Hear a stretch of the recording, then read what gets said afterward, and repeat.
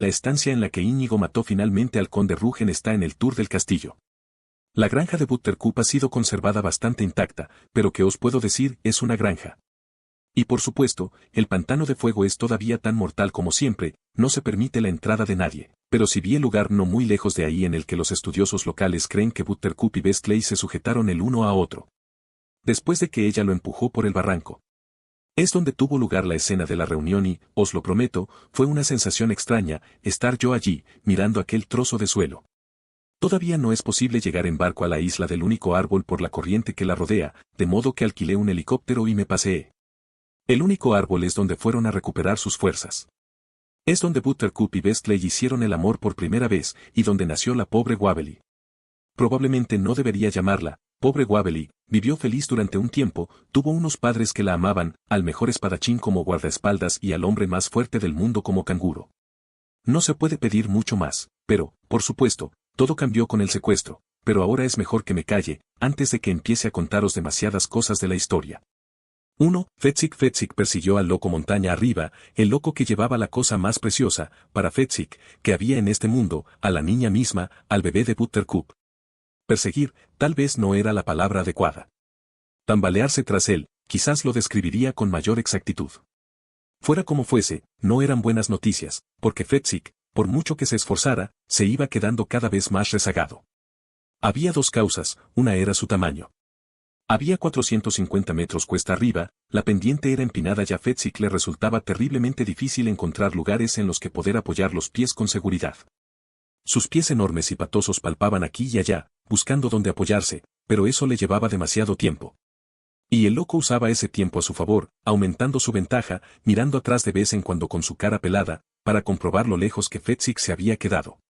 Hasta para Fetzik resultaba claro su plan, llegar a la cima, cruzar el altiplano corriendo, seguir por el extremo más lejano y dejar a Fetzik desamparado, intentando todavía completar la ascensión. La segunda razón por la cual Fetzik no salía adelante era esta, el miedo. O, para ser más concretos, los miedos. Por el hecho de ser el más grande y el más fuerte, nadie se daba cuenta de que también tenía sentimientos. Por el mero hecho de poder arrancar árboles enteros, la gente no quería saber que los bichitos que habitaban entre las raíces le aterrorizaban. La gente no se creía que su madre tenía que mantener las velas encendidas toda la noche cuando él era, comparativamente hablando, pequeño. Por supuesto, la idea de hablar en público era algo que ni siquiera se planteaba. Pero Fetzik hubiera preferido pasarse el resto de su vida haciendo discursos que enfrentarse a lo que ahora le contemplaba. La posibilidad de caerse con nada más que rocas para triturar su cuerpo al final. Cierto, había escalado los acantilados de la locura, pero aquello era distinto. Entonces contaba con una cuerda a la que aferrarse y que le indicaba en qué dirección tenía que avanzar, y contaba con Vizzini insultándole, lo cual siempre hacía que el tiempo transcurriera más agradablemente. Solo si el loco hubiera llevado otro tipo de equipaje, Fetzik se habría detenido y habría regresado a rastras a un lugar seguro. Aunque el equipaje fuera toda la plata de Persia, o una píldora que te tomas una sola vez y deja de ser un gigante. Entonces hubiera sido fácil detener la persecución. Pero se trataba de Waverly, su bendición, y aunque sabía en el fondo de su gran corazón que iba a perder la carrera, aunque sabía que de algún modo acabaría resbalando, Fetzik seguía tambaleándose tras el loco. Levante la vista. La niña estaba envuelta en la manta en la que había sido secuestrada y ¿cuánto tiempo hacía de aquello? Fetzik prefirió no acordarse, porque el secuestro había sido culpa suya. De algún modo, él lo había permitido, había sucedido mientras él vigilaba. Fetzik parpadeó para ahuyentar sus lágrimas de remordimiento. El cuerpo de la niña estaba quieto. Probablemente el loco le hubiera dado alguna poción. Para que resulte más fácil de llevar. Más arriba, el loco se detuvo, empujó, pateó y rocas enormes empezaron a caer hacia él. Fetzik hizo todo lo que pudo para apartarse a un lado, pero era demasiado lento. Las rocas le rozaron los pies, desequilibrándolos, y ahora él, Fetzik el turco, se balanceaba en el vacío, sujeto solo por la fuerza de unos cuantos dedos. El loco gritó de alegría, luego siguió trepando, dobló la esquina de una montaña y desapareció de su vista. Fetzik colgaba en el vacío. Tenía tanto miedo. El viento empujaba su cuerpo. Empezaba a sentir calambres en la mano izquierda, de modo que Fetzik la soltó y buscó más arriba otro lugar al que agarrarse. Permaneció allí, pensando, y lo que pensaba no era el terrible miedo que tenía, sino que había conseguido subir 1 metro entero, usando solo las manos. ¿Podría volverlo a hacer? Tocó 1 metro más arriba y encontró otro asidero. Eso es muy interesante, se dijo. De hecho, he subido sin utilizar los pies.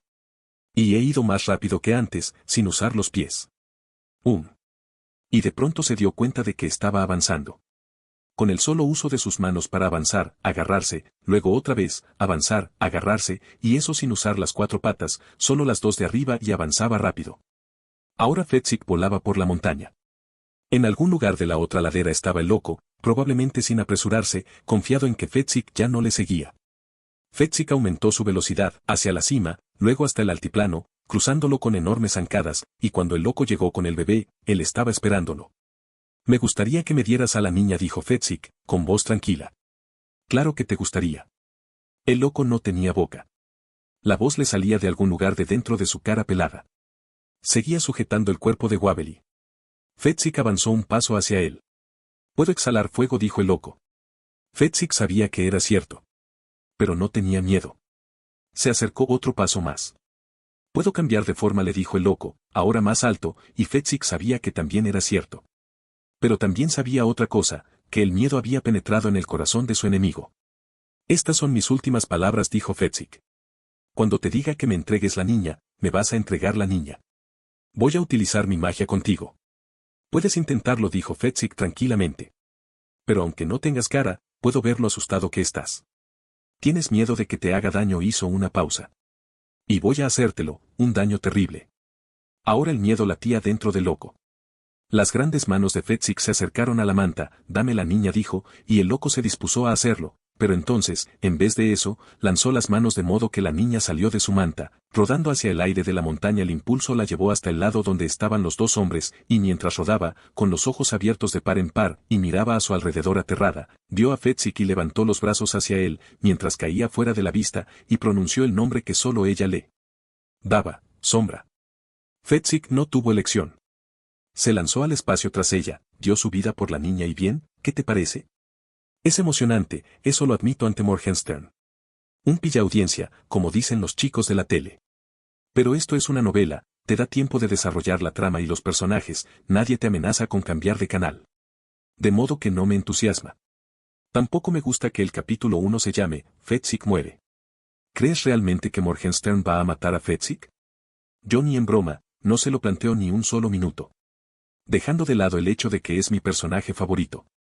Recuerda lo que hizo por Buttercup y Bestley, dejó que le prendieran fuego, justo antes de la lucha en el castillo, encontró los 4 caballos blancos en los que todos cabalgaron hacia la libertad. Y no te creas ni por un instante que Íñigo hubiera llegado hasta el zoológico de la muerte sin que Fetzik le hubiera acompañado, así que, de algún modo, él salvó a Bestley.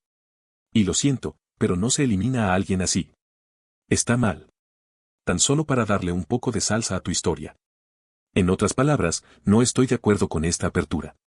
De hecho, hay una serie de cosas con las que no estoy satisfecho en este capítulo. Pero ya sabes las razones por las que me tengo que llamar. Y tampoco estoy muy seguro de que deba incluir esta parte sobre Íñigo. Tuve una larga discusión con mi editor, Peter Gathers. Él está en contra de incluirla, la encuentra confusa. Pero, antes de darte mis razones, creo que es mejor que tengas la oportunidad de ver por ti mismo de lo que estamos discutiendo. 2. Íñigo estaba en desesperación.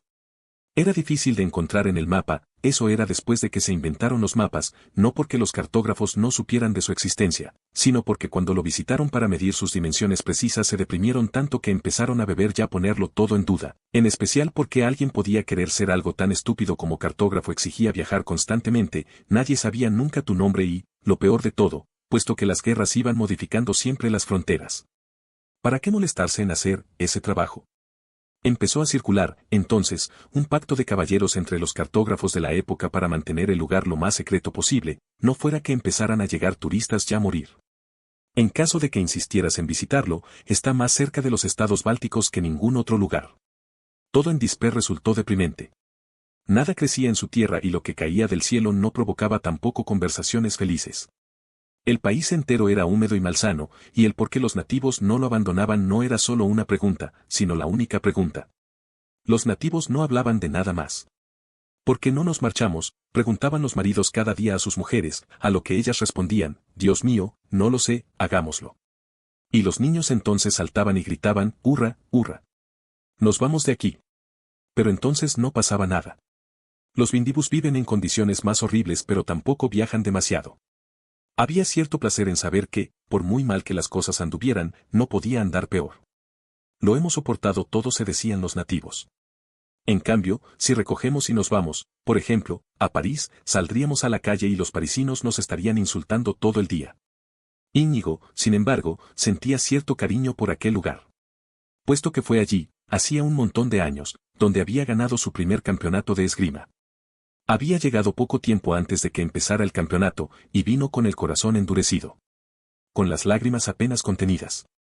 No era capaz de deshacerse de su pesar, provocado por lo que le acababa de suceder en Italia, en su primera visita al país. Un viaje que había emprendido con tantas esperanzas cuando cumplió 20 años, Íñigo Montoya de Arabella, España, había pasado los últimos 8 errando por el mundo.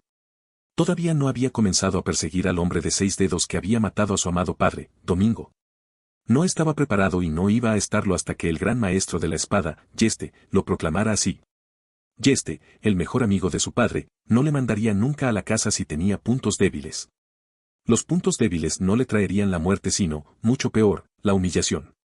Íñigo sabía una cosa y solo una: cuando finalmente encontrara al hombre que lo atormentaba, cuando finalmente fuera capaz de enfrentarse a él y decirle, hola, me llamo Íñigo Montoya, tú mataste a mi padre, dispuesto a morir, no habría lugar en su mente para la derrota. El hombre de 6 dedos era un maestro. Y así, preparándose para estar a la altura del maestro, Íñigo había recorrido el mundo. Haciéndose más fuerte a medida que crecía, aprendiendo de quienquiera que pudiera enseñarle los misterios que había que resolver. Más tarde había empezado a especializarse. Sus talentos eran más que extraordinarios, pero todavía no lo bastante buenos como para obtener la bendición de Yeste. Había estado en Islandia hacía poco, para pasar unos meses con Arnok, el gran experto en terrenos helados. Íñigo ya dominaba la lucha desde abajo y desde arriba, desde los árboles y desde rocas, en los rápidos. Pero ¿y si el hombre de 6 dedos era de más al norte, y allí luchaban sobre la escarcha, o sobre hielo recién regado? ¿Y si Íñigo, desvalido y resbaladizo, perdía el equilibrio, perdía la batalla, lo perdía todo? Después de Islandia se pasó medio año en el Ecuador, estudiando con Atumba, el maestro del calor, porque ¿y si el hombre de 6 dedos venía de un país cálido? ¿Y si la pelea tenía lugar el día más caluroso, a más de 50 grados, y la empuñadura de su espada se humedecía un momento en su mano? Ahora, con 20 años recién cumplidos, estaba en Italia para visitar a Piccoli, el pequeño anciano, el reconocido rey de la mente. Piccoli era descendiente de la línea más famosa de grandes maestros italianos. Otra rama estaba centrada en Venecia y enseñaban canto a todos y cada uno de los más famosos tenores italianos cuyo nombre acaba en vocal. Íñigo sabía que no iba a ser capaz de pensar cuando llegara la batalla de su muerte. Su mente tendría que ser un día de primavera, y sus movimientos tendrían que salir por ellos mismos, sus giros y contorsiones e impulsos tendrían que fluir todos de manera espontánea. Piccoli vivía en una pequeña casa de piedra, y era empleado del conde Cardinale, el hombre extraño y misterioso que controlaba casi todo el país. Piccoli había oído hablar de Íñigo porque, aunque Yeste era el mejor y más famoso fabricante de espadas, corría el rumor de que, cuando se enfrentaba a un empeño que lo superaba hasta a él, se iba al pueblo de Arabella, en lo alto de las colinas que se levantan sobre Toledo, a la cabaña de un tal Domingo Montoya, un viudo que vivía con su joven hijo. Fue allí donde fue forjada la espada de 6 dedos. ¿Era posible que fuera realmente la maravilla de este mundo? Piccoli llevaba una década oyendo hablar de ella, ansiaba verla bailar antes de morir. El arma más fantástica desde Excalibur, ¿y dónde estaba ahora? Perdida con el chico Montoya de la casa Yeste. ¿Y dónde estaba el chico? Piccoli se había pasado su larga vida entera entrenando su mente, de modo que tenía la capacidad de permanecer un día entero en medio de una batalla enloquecida y no enterarse de los gritos y la carnicería que sucedía a su alrededor. Cuando estaba dentro de su mente era como si estuviera muerto. Y cada mañana al amanecer se metía en su mente y se quedó allí hasta el mediodía. No había podido alterarlo. Se había metido en su mente al amanecer, un día, y ahí estaba hasta que el sol alcanzara su punto más alto, pero aquella mañana, a las 8 en punto, ocurrió una cosa extraña. Estaba en su mente como siempre lo estaba a las 6, ya a las 7, ya a las 7:30, ya a las 8 menos cuarto, ya menos 10, ya menos 5, 4, 3 y entonces Piccoli fue traspasado por algo tan deslumbrante que hasta él tuvo que abrir los ojos para ver a un joven que se acercaba, alto, muy delgado, musculoso, de piernas ágiles, bastante guapo pero que lo habría sido mucho más si no fuera por las 2 cicatrices que corrían en paralelo a sus pómulos que llevaba. Algo bronceado glorioso en las manos que el sol bailaba en ello. Piccoli se quedó sin respirar mientras el chico se le acercaba. Deseo ver al señor Piccoli, por favor. Me gustaría ver tu espada. Piccoli temblaba al tomarla entre sus pequeñas manos. ¿Qué es lo que podrías querer de mí?, dijo, sin poder apartar los ojos del arma. Aquí tienes el mundo. Íñigo se lo dijo. ¿Quieres que te enseñe a controlar tu mente?, preguntó Piccoli. Íñigo avanzando con la cabeza. He venido desde muy lejos. Una pérdida de tiempo, me temo. Eres joven. Los jóvenes no tienen la paciencia necesaria. Son estúpidos. Piensan que sus cuerpos los salvarán. Déjeme aprender. Es inútil. Ve a bibliotecar tu batalla sin mí. Se lo suplico. Piccoli sospechó. Está bien. Déjame enseñarte lo estúpido que eres. Responde a mis preguntas. ¿Qué es lo que deseas en este mundo, por encima de todo? Pues matar al hombre de 6 dedos, por supuesto. Y con esto, Piccoli se puso a gritar, no, no, no. Escucha. Mira lo que te digo. Su voz se hizo suave, seductora. El hombre de 6 dedos tiene su espada en la mano. La empujón. Escucha lo que digo, Montoya, observa la espada. Ha empujado la espada hacia tu padre, ahora la espada penetra en el corazón de tu padre. El corazón de Domingo está destrozado y tú tienes 10 años y estás allí, indefenso. ¿Recuerdas ese momento? Te lo ordeno, recuerda ese momento. Íñigo no pudo reprimir sus lágrimas repentinas. Ahora le ves caer. Míralo, mira cómo muere Domingo. Íñigo empezó a sollozar sin control. Dime lo que sientes. Íñigo apenas era capaz de pronunciar la palabra, dolor. Sí, correcto, por supuesto, dolor, un dolor que mata. Eso es lo que has de desear sobre todas las cosas, acabar con tu dolor. Si este dolor te acompaña cada momento, cada día. Si piensas en poner fin a tu dolor, matarás al hombre de 6 dedos, pero si solo piensas en la venganza, él te matará a ti, porque ya te ha quitado lo que querías más en este mundo, y él lo sabrá, y cuando luchéis te digan cosas, te vituperará, te hablará de tu patético padre y se reirá de tu amor por un fracasado como Domingo, y tú gritarás de rabia y tu sed de venganza tomará el control, y entonces atacarás a ciegas y él te cortará a trocitos. Íñigo lo vio todo, y era cierto. Se vio a sí mismo atacando y se oyó gritar y entonces sintió la espada del hombre de 6 dedos entrar en su cuerpo, penetrar en su corazón. Por favor, no permita que pierda ante él, logró finalmente decir. Piccoli miró al joven destrozado que tenía delante. Con delicadeza, le devolvió la espada de 6 dedos. Ve a secarte las lágrimas, Montoya dijo al final. Empezaremos tus lecciones por la mañana. Fue un trabajo salvaje. Íñigo jamás se habría imaginado que sería menos que esto, pero Piccoli era despiadado más allá de lo humano. Durante 8 años Íñigo había corrido 2 horas al día, para que sus piernas estuvieran fuertes y musculosas. Ahora, con Piccoli, no podía correr en absoluto. Durante 8 años había apretado rocas del tamaño de una manzana 2 horas al día, de modo que sus muñecas podían lanzar el toque de la muerte desde cualquier posición. Ahora, apretar rocas estaba prohibido. Durante 8 años, nunca había saltado y esquivado menos de 2 horas al día. Ahora, ni saltos ni esquivadas. El cuerpo de Íñigo, tan fuerte como un látigo, tan rápido como una liebre, el cuerpo que él había formado para el combate, el cuerpo que era la envidia de la mayoría de los hombres. ¿Qué cuerpo? Piccoli lo odiaba. Tu cuerpo es tu enemigo mientras estés conmigo, le explicó Piccoli. Por ahora lo tenemos que debilitar. Es la única manera que tienes de que tu mente crezca. Mientras sigas pensando que eres capaz de encontrar la solución a tus problemas mediante la lucha, no serás nunca capaz de luchar para solucionarlos. Durante 8 años, Íñigo había sobrevivido durmiendo 4 horas al día. Ahora era lo único que hacía, dormir. Dormir. Descansar. Se estaba obedeciendo órdenes, todo el tiempo. Y mientras descansaba, tenía que pensar en su mente. Pasaron las semanas. Al principio dormía 12 horas al día, luego 15. La meta de Piccoli eran 20, e Íñigo sabía que la tortura no acabaría nunca hasta que hubiera alcanzado su objetivo. No hacía nada más que estar ahí tumbado y pensar en su mente. Su único trabajo era pensar en su mente. Familiarizarse con ella, aprender sus maneras. Su único ejercicio tenía lugar 15 minutos al día, mientras se ponía el sol. Piccoli lo mandaba fuera, con la espada en la mano. Y se inclinaba.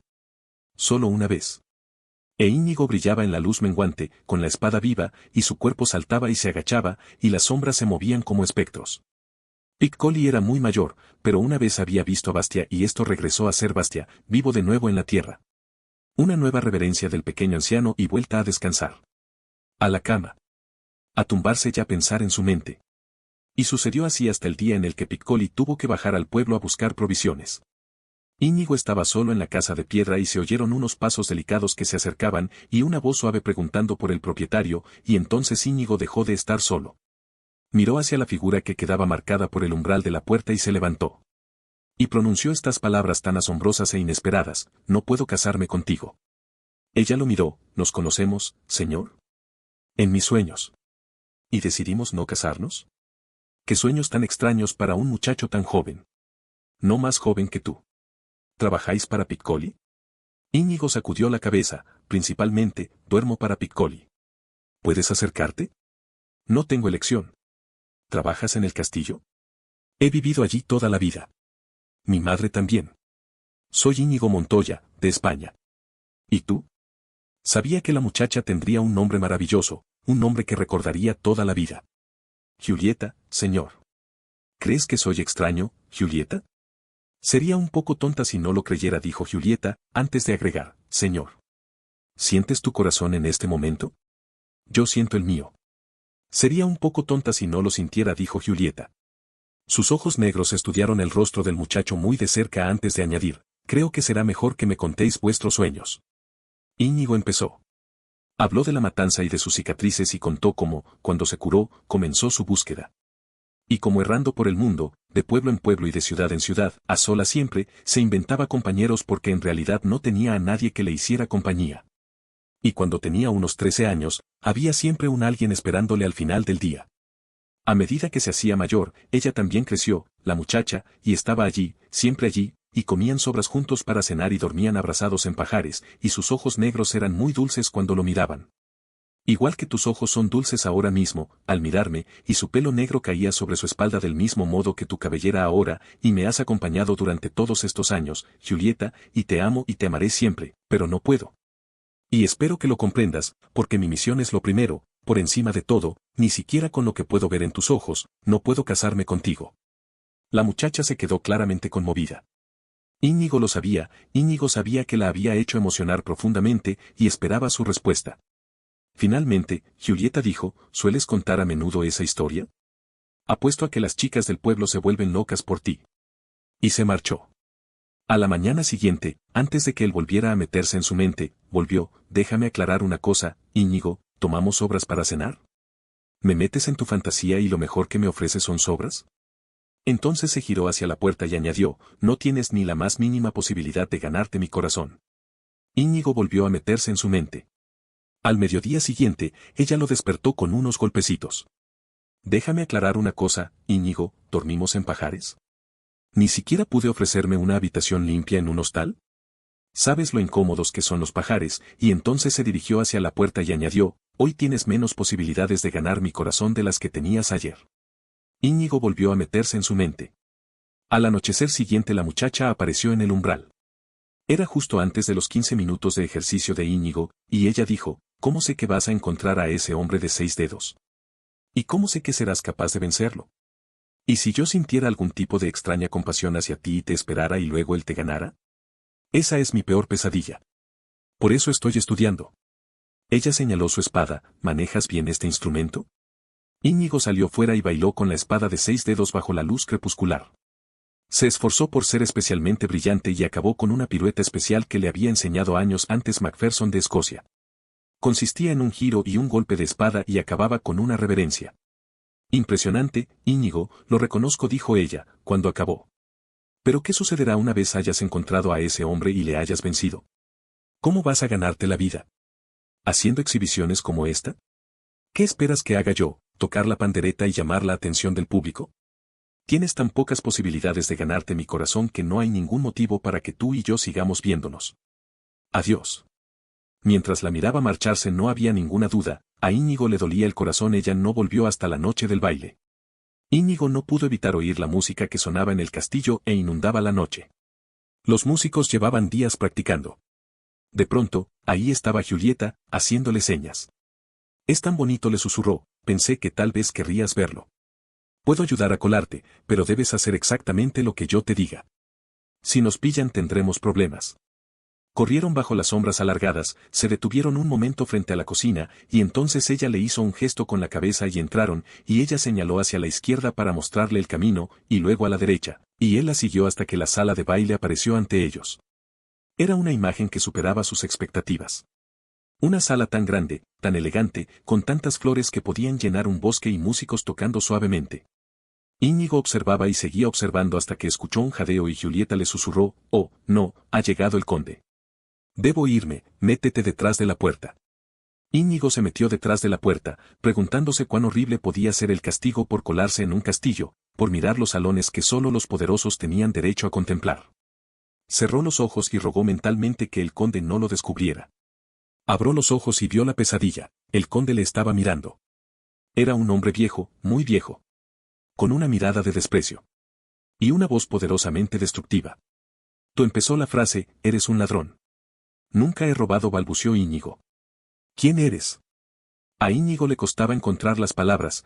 Montoya, Íñigo Montoya de Arabella, España». «¿Un español? ¿En mi casa? Ahora tendré que fumigar». Y entonces el conde se acercó todavía más. «¿Cómo ha entrado?». «Alguien me trajo. Pero jamás revelaré su nombre. Castigadme, y sed lo que queréis conmigo, pero su nombre siempre será un secreto para vos». Entonces susurró mientras Julieta permanecía ante una puerta distante. Le hizo un gesto para que se marchara corriendo, pero el giro del conde fue demasiado rápido y la vio. «A ella no le hagáis nada», gritó Íñigo. «Ha vivido aquí toda su vida, al igual que antes lo hizo su madre». «Su madre era mi esposa», gruñó el conde, mucho más alto que antes. «Tú, patética excusa para este tonto pedigüeño de monedas, tú, desgracia de la faz de la tierra». Y, con un grito de disgusto, se volvió y desapareció.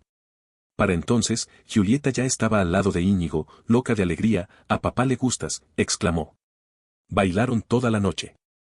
Se abrazaron como lo hacen los amantes. Íñigo, con todos sus años de estudio del movimiento, giraba como un sueño de pies ligeros, y Julieta llevaba toda la vida entrenada para este tipo de celebraciones. Y los músicos habían tocado para duques gordos y comerciantes grotescos, pero ahora, mirando a esta pareja morena que apenas tocaba el suelo, se daban cuenta de que su música debía estar a la altura de los bailarines. Incluso hoy, todos los sirvientes del castillo cardinale recuerdan el sonido de aquella música. Por supuesto, antes del baile y los abrazos hubo unos cuantos puntos menores que precisaron un poco de puntualización. «A papá le gustas», dijo Julieta, observando cómo su padre se marchaba hecho una furia. «Un momento», dijo Íñigo. «Si tú eres su hija, eso te convierte en condesa. Y si eres una condesa, eso te convierte en mentirosa, puesto que me dijiste que eras una doncella. Y si eres una mentirosa, no puedo confiar en ti, puesto que no hay excusa para mentir, en especial cuando conocí mis sueños y mi amor. Y si es así, debo marcharme». Y se dispuso a irse. «¿Puedo decir una cosa?», dijo Julieta. «¿Más mentiras? ¿Tú juzgas?». «Sí, soy condesa». «Sí», mencionó. «No resulta nada fácil ser quien soy. No espero que me compadezcas, pero debes escuchar mi postura. Soy una de las mujeres más ricas de la tierra. A los ojos de muchos hombres, una de las más atractivas. Soy también, y haz el favor de creerme aunque sé que suena arrogante, soy también inteligente y tierna y buena. No me vestí de doncella para engañarte. Siempre me vi de doncella. Para intentar encontrar la verdad. Todos y cada uno de los nobles casaderos a 1000 millas a la redonda han venido al castillo para pedirle mi mano a mi padre. Dicen que quieren mi felicidad, pero solo quieren mi dinero. Y yo solo quiero amor». Íñigo no dijo nada. Ella avanzó un paso y se quedó más cerca de él. Luego otro y se puso a su lado. Y luego le susurró rápidamente: «Cuando viniste con tu sueño, ganaste mi corazón. Pero yo tenía que esperar. Para pensar. Y ahora ya lo he hecho». Entonces les hizo un gesto a los músicos para que tocaran una melodía todavía más bella. «Esta es nuestra fiesta. Somos los únicos invitados. He organizado todo esto solo para complacerte, y si no me besas en la boca, Íñigo Montoya de España, es más que probable que me muera». ¿Cómo podía no obedecerla? Bailaron toda la noche. Oh, cómo bailaron. Íñigo y Julieta. Y se abrazaron. Y él la besó en la boca y en su seda melena. E Íñigo sintió, por primera vez desde la muerte, tanta felicidad. Lo había abandonado, la felicidad, y cuando te pasan tantos años sin ella, te olvidas de que no hay ninguna bendición que se pueda comparar a ella. Adivina qué ocurre ahora. Se acabó aquí. Van, el pequeño interludio de felicidad, fin del capítulo. Yo lo llamo el fragmento inexplicado de Íñigo. Y lo que Pierre objetaba, además de que lo encuentra confuso, es simplemente eso, que no ocurre nada. Tiene razón. Es un pasaje estrictamente narrativo. Pero tengo la sensación de que aquí, por primera vez, Morgenstern nos muestra el lado humano de Íñigo para que sepamos que es algo más que una máquina vengativa española. Francamente, ojalá yo hubiera sabido de la existencia de esta parte antes de leer La princesa prometida. No creo que me hubiera podido involucrar más profundamente de lo que lo hice, pero, Dios mío, a lo que el pobre Íñigo llegó a renunciar para honrar a su padre. Pensadlo bien. Todos tenemos nuestras fantasías, ¿no? ¿Creéis que antes de conocerla y casarme con ella, estuve llevando conmigo una imagen así de Ellen, mi esposa genio de la psiquiatría? Por supuesto que no. Pero aquí Íñigo fabrica a esa criatura perfecta con su propio corazón y luego la encuentra. Y ella le corresponde con su amor. Y se separan. Esa es una deducción mía, lo sé. Pero, puesto que nos han dicho que Íñigo llegó a Disper con el corazón endurecido, y llegó hasta allí desde Italia, tengo que seguir por ahí. Incluye este fragmento aquí por una sencilla razón, creo que es de lo mejor de Morgenstern. Se lo pasó a King, por supuesto, y él también opinó que debía incluirlo, puesto que Morgenstern lo hizo. También me puso en contacto con ese primo profesor que tiene en la Universidad de Florín el hijo de la señora que lleva el restaurante fantástico. Y el primo, un experto en Morgenstern, cree que la confusión por mi parte es culpa mía. Que si me hubiera documentado mejor, comprendería el simbolismo de Morgenstern, y por tanto sabría que aquí pasarían un montón de cosas. En concreto, al menos según el primo, es aquí donde Íñigo se entera por primera vez de que un Perdink ha puesto en marcha un plan para secuestrar al primer hijo de Bestley y Buttercup justo después de que nazca. Y luego Íñigo tiene que correr de vuelta al único árbol y evitar que eso suceda. El primo de King dice que ese fragmento inexplicado de Íñigo no es en absoluto un fragmento, sino una parte entera del total de la novela. Yo no entiendo nada de eso, si vosotros sí, perfecto. Y mientras estáis en ello, decidid si pensáis que hice bien o no al incluirlo. Si no estáis de acuerdo, no pasa nada. Todo lo que sé es que mi corazón era puro. 3. Buttercup y Bestley y los 4 corceles gigantescos parecían volar hacia el canal de Florín. Entonces, creo que estamos condenados, dijo Buttercup. Bestley la miró. ¿Condenados, señora? A estar juntos. Hasta que uno de los dos muera. Yo ya lo he hecho, y no tengo la menor intención de repetir la experiencia, dijo Bestley. Buttercup lo miró. ¿Acaso no vamos a tener que morir alguna vez? No, si los dos prometemos sobrevivir al otro. Y yo hago esa promesa ahora mismo. Buttercup volvió a mirarlo. Oh, mi Bestley, yo también.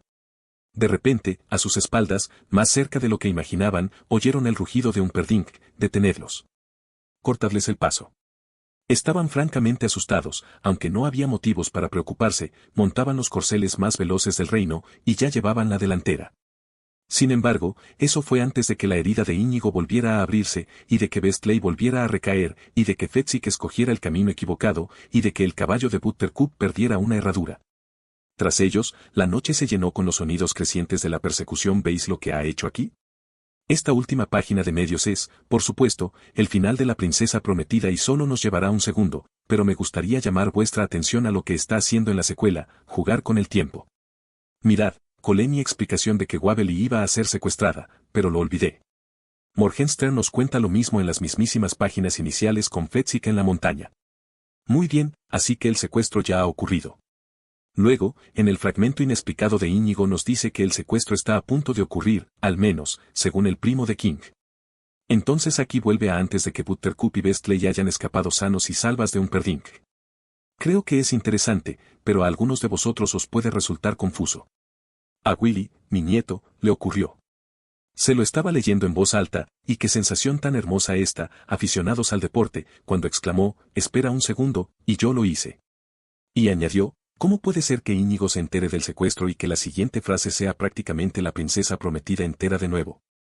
Le expliqué que esta era la manera que tenía Morgenstern de contar esta historia en concreto. Entonces él preguntó, ¿se puede hacer eso? Dios mío, así lo espero. Sin embargo, eso fue antes de que la herida de Íñigo volviera a abrirse. Vuelvo a ser yo y, no es un error tipográfico, sencillamente pensé que la transición sería más fácil si repetía el último párrafo. Ahora sigue leyendo, y de que Bestley volviera a recaer, y de que Fetzik escogiera el camino equivocado, y de que el caballo de Buttercup perdiera una herradura. Tras ellos la noche se llenó con los sonidos crecientes de la persecución. El error de Fetzik fue el primero que tuvo lugar. Él iba en cabeza, un puesto que intentaba evitar siempre que podía, pero aquí no tuvo elección puesto que Íñigo iba perdiendo aliento con cada zancada y los amantes, bueno, se iban empapando el uno al otro con bellas palabras sobre la eternidad. Lo cual significaba que Fetzik, el amigo ideal, el leal seguidor, el amante de las rimas, quizás no el tipo más brillante pero sin lugar a dudas el más devoto cerrador de marchas que se te pueda ocurrir, se encontró enfrentándose a la más odiosa y más tremenda estupefacción jamás concebida por una mente humana, una bifurcación en el camino. No es realmente un camino, se intentó tranquilizar, nada de qué alarmarse.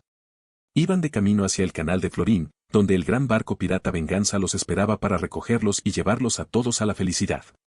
De modo que, tranquilo, Fetzik, se dijo, tomar la huida como una broma, un recuerdo que en el futuro os provocará cálidas sonrisas. Lo fue, si tú quieres, pequeña. Un simple empujoncito hacia la calle.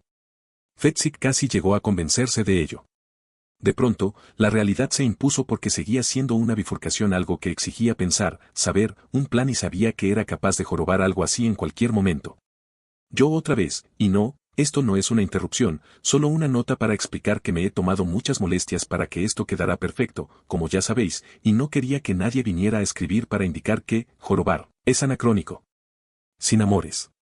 Es una antigua expresión turca del mundo de la lucha, una versión abreviada del joróbate tú, una técnica para inmovilizar que provoca un dolor tan intenso que la muerte no tarda en llegar.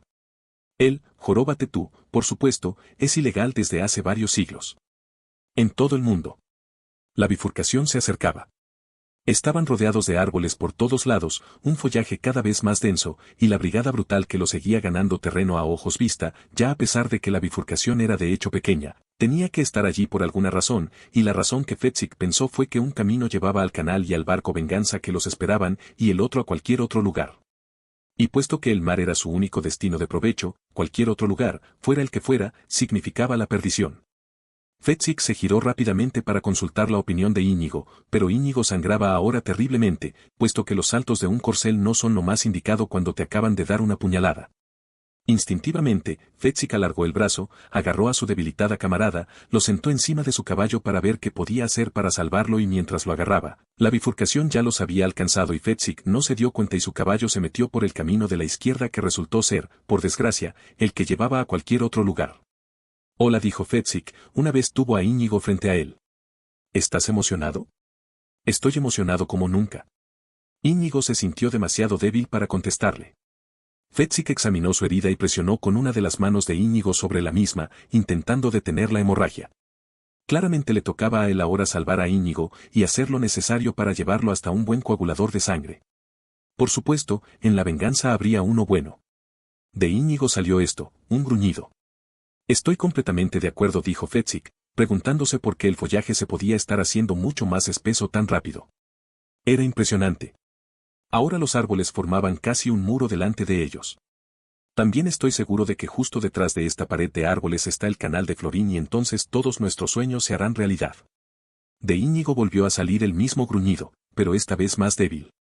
Entonces consiguió coger la enorme mano de Fetzik con los dedos. Ahora me voy a reunir con mi padre, pero Rugen está muerto, así que mi vida no ha sido inútil, querido amigo. 10 centavos que no he fracasado. Ahora estaba perdiendo a Íñigo, y mientras sujetaba al espadachín herido entre sus brazos, Fetzik sabía pocas cosas, pero una de ellas era esta: fuera donde fuera que el fondo del pozo se encontrara, allí estaba él en esos momentos. Señor gigante, oyó entonces. Fetzik se preguntó con quién podía estar hablando Buttercup, hasta que se dio cuenta de que, en realidad, nunca habían sido presentados. Bueno, él la había dejado inconsciente, la había secuestrado, había estado a punto de matarla, de modo que tampoco podía decirse que fueran totales desconocidos, pero nada de esto había sido el formal. Encantado de conocerla. Fetzik, princesa. Señor Fetzik, dijo ella más alto de lo necesario, puesto que en aquel preciso instante su caballo perdió una herradura. Podéis llamarme Fetzik a secas, sabré que os dirigís a mí, le dijo, observando su rostro a la luz de la luna. Jamás había visto nada igual. Nadie lo había visto. Aunque entonces ella no estaba en su mejor momento, puesto que no solo su caballo se estaba comportando de una manera errática, sino que tenía un dolor tan agudo detrás de los ojos. ¿Qué ocurre, Alteza? Decime cómo puedo ayudaros. Mi Wesley ha dejado de respirar. Se había vuelto a equivocar, pensó Fetzik, el pozo no tiene fondo. Instintivamente alargó la mano, sujetó a su desalentado líder, lo sentó encima de su caballo y vio lo que podía hacer para salvarle y mientras alargaba el brazo, su sobrecargado corcel se detuvo. No pude hacer otra cosa. Puesto que ahora tenían una pared de árboles frenándoles el paso e Íñigo no dejaba de sangrar y Bestley no volvía a respirar y Buttercup no dejaba de mirarlo, con el rostro iluminado por la esperanza de que, entre todas las criaturas torpes que quedaban en el planeta, él, Fetzik, era el único capaz de salvar a su amado y, por tanto, de impedir que su corazón se hiciera añicos. Fetzik, en un momento tan heroico, sabía lo que más deseaba hacer en este mundo, chuparse el dedo para siempre. Pero, como eso quedaba fuera de cuestión, hizo lo siguiente más indicado, un poema. Fetzik tiene problemas, emas, su cerebro no está de fiesta, su mente está hecha escombros, buen trabajo, sin duda, teniendo en cuenta que estaba acarreando dos casi cadáveres encima de su caballo detenido mientras la princesa sollozaba, esperando un milagro. Fetzik decidió cambiar la estructura de la rima, con la esperanza de que lo empujaría a algo más útil. Fetzik de grandes brazos, atrapado en la arboleda olvida que ella llora. Aunque perdidos, y eso es culpa tuya, olvida que hay dos que mueren. Poderoso Fetzik, de fuerte musculatura al que muchos consideran tonto, todo lo que tienes que hacer es tramar un plan que sea indoloro. Fetzik el valiente, Fetzik el sabio, Fetzik, el portento de su época, Fetzik, quien ahora quien se ha perdido en el tiempo. Porque fue en ese momento de inspiración poética que la flecha metálica y afilada como un estilete del príncipe Humperdinck rasgó la ropa de Fetzik y alcanzó su enorme corazón una vez se hubo dado cuenta de que habían tomado el camino de la izquierda, el príncipe Humperdinck supo que eran suyos. Se dirigió a Yejin, el jefe de la guardia de Florín, llevándose un dedo a los labios. Yejin levantó una mano y los 50 miembros de la brigada brutal que lo siguieron aminoraron la marcha. El amarillo perfecto de la luna se reflejaba sobre el espesor de los árboles. Humperdinck no pudo evitar contemplar su belleza. Solo los árboles de Florín eran capaces de interrumpir, por muy brevemente que fuera, un derramamiento de sangre. ¿Había algún otro lugar en la tierra con unos árboles como aquellos?, se preguntaba Humperdinck. No, definitivamente no. Figuraban entre los tesoros del universo. Durante el momento de contemplación del príncipe, Yejin hizo un gesto para que la brigada brutal formara sus grupos de ataque, los navajeros a un lado, los estranguladores al otro, los aplastadores en el medio. El príncipe recibió su última vuelta y allí, frente a él, tan bellamente enmarcado por la arboleda perfecta, estaba el retablo de la muerte. Su llorosa novia fugada, los dos hombres inmóviles sobre el corcel engalanado, sujetos por los brazos del gigante. Maldita sea, se dijo, ojalá me hubiera traído al dibujante real. Bueno, sencillamente tendría que archivar aquella imagen en la memoria. En el mundo del príncipe, el mundo del castigo y el dolor, todavía había mucho debate sobre quién había que atacar primero. ¿Se debía seleccionar el más cercano? ¿O tal vez al cabecilla? Obviamente, Bestley lo era, pero en aquellos momentos muy debilitado. Y el otro hombre inmóvil debía de haber tenido poder, puesto que había matado a Rügen, lo cual no era lo más fácil del mundo. El proceso de rigor era dejar a las mujeres para el final, no eran expertas en carnicerías, también tenían tendencia al lloriqueo y miraban al cielo para buscar un escape, algo siempre adecuado para reírse alrededor de una buena hoguera. Ello nos deja con el gigante. El príncipe tomó su arco, seleccionó la punta metálica más afilada, procedió a la inserción. Era un buen arquero, pero de noche, a la luz de la luna y con las sombras, lo era mucho más. No había fallado ningún asesinato nocturno en muchísimo tiempo. Tomó aire para equilibrarse. Dedicó una última sonrisa a los árboles. Entonces se echó para atrás, soltó la flecha y ésta inició su trayectoria. El príncipe contuvo el aliento hasta que vio la punta de la flecha rasgando la ropa del gigante, a la altura del corazón. El gigante soltó un grito de pasmo y dolor y cayó de su caballo de espaldas. Mientras caía, Yejin se dirigió a la carga de la brigada brutal y la batalla de los árboles, aunque muy breve, empezó, los 50 hombres de la brigada gritando a pleno pulmón, cargando contra los 3 hombres heridos, despatarrados en el suelo, con la mujer solitaria intentando de algún modo sujetarlos a todos con sus brazos mientras los agresores se acercaban. Buttercup tuvo esta idea: si debía morir, ¿qué mejor forma existía que con su amor verdadero entre los brazos y la belleza de sus amados árboles florineses cubriéndola con sus ramas? Ya cuando era niña nada le gustaba tanto como los espléndidos árboles que había al fondo de su granja, y cuando acababa las labores del día, allí es donde iba siempre a corretear, tan feliz. ¿Cuánta paz le daban? Y seguirían dando esa paz a sus compatriotas florineses para siempre. Y pausa. ¿Os podéis creer este último párrafo? Buttercup está a punto de morir y se pone a pensar en la hojarasca. Un horror, un auténtico horror. Así que no os aguantéis la respiración esperando la estúpida batalla de los árboles. La primera vez que lo leí me puse histérico. Probablemente me pasa como a vosotros, seguí felizmente la lectura, y aunque Morgenstern era claramente un maestro de la narrativa, ahora mismo apuesto a que os estáis preguntando, ¿qué ocurrió? Dios mío, Fetzik herido en el corazón, los otros dos tipos muriéndose, Buttercup intentando mantener el tipo mientras esos 50 hombres de la brigada brutal se disponen a atacar a todos. Queremos saber lo que ocurre entonces, ¿no es así? Pues he aquí lo que no vais a leer, 65 páginas sobre los árboles florineses, su historia y su importancia. Morgenstern ya había comenzado, si os habéis dado cuenta, justo cuando comprende que los tiene atrapados, el príncipe Humperdinck hace todo un párrafo absurdo sobre los árboles. Hasta sus editores florineses le rogaron que lo cortara. Así que no me importa lo que esos sabios de Morgenstern de Columbia puedan reprocharme, si algo había que eliminar de todo el libro, era esto. ¿Queréis saber por qué lo puso? En realidad tiene que ver con la princesa prometida. O más bien, con el éxito que tuvo en Florín. Morgenstern se sintió de pronto abrumado y se marchó y se compró una casa en el campo, una casa que estaba aislada y lindaba con una enorme reserva forestal que pertenecía al gobierno. Era, de hecho, propietario de todo lo que le rodeaba. Sin embargo, había sido mal informado. Había una empresa maderera que tenía el título de propiedad, y poco tiempo después de que se fuera a vivir allí, imaginad qué ocurrió, empezaron a talar todos esos árboles. Morgenstern se volvió loco. Literalmente loco. Toda su correspondencia con la empresa maderera está allí, en el Museo Morgenstern, justo a la izquierda de Florin Square. No pudo detenerlos y, al cabo de 1 o 2 años, su casa quedó completamente desnuda y solitaria, y situada en un enclave un poco absurdo, de modo que la vendida, mal vendida, y eso lo mató, y volvió a mudarse a la ciudad. Pero desde entonces se convirtió en el mayor salvador de árboles de la comarca. Parece ser que le tenía echado el ojo a otra casa de campo, igualmente aislada, pero no la quería comprar hasta asegurarse de que estaba a salvo de los intereses madereros. De modo que lo que hizo aquí, en el bebé de Buttercup, fue construir con cuidado un larguísimo momento de suspenso, confiando en que sus lectores tendrían que leer su ensayo sobre los árboles para poder saber quién moría y quién sobrevivía. Resumiendo, en términos narrativos, he aquí lo que uno descubría: Fetzik sobrevivía a la flecha de metal de Humperdinck gracias a la capa del holocausto de Max Milagros, que Fetzik llevaba embutida dentro de su túnica, y cuyos pliegues pararon el impacto de la flecha, salvándole la vida.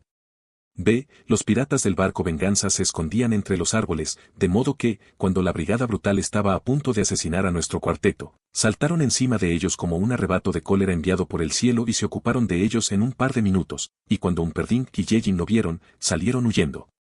Y luego, C. Los piratas, liderados por Pierre, su número 1 y aspirante a convertirse en el terrorífico pirata Roberts, los reconocieron a los 4 y los llevaron hasta el Venganza esperando que todos siguieran vivos al embarcar. Tiempo de regreso. Tan pronto como los 4 estaban a bordo ya salvo, Pierre hizo la señal para que levaran el ancla y el gran navío Venganza se deslizó por las aguas del canal de Florín hasta mar abierto. Un chasquido de sus dedos trajo al coagulador de sangre, que se puso a trabajar en las heridas de Íñigo mientras el propio Pierre, médico jefe y segundo de a bordo, se concentraba en Bestley o, como se lo conocía en el barco, el terrorífico pirata Roberts. Fetzik y Buttercup permanecieron cerca. Buttercup no podía dejar de temblar y buscó la mano de Fetzik, pero al darse cuenta de la diferencia de tamaño, se conformó con cogerse de su pulgar. El coagulador arrancó la camisa de Íñigo y examinó al herido.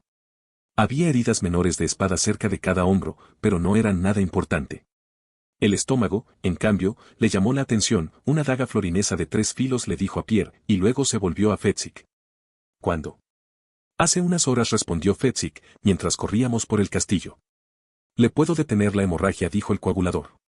Pero esto no le va a servir de mucho, hizo un gesto señalando la espada de 6 dedos que la mano derecha de Íñigo todavía aferraba, al menos, no por mucho tiempo.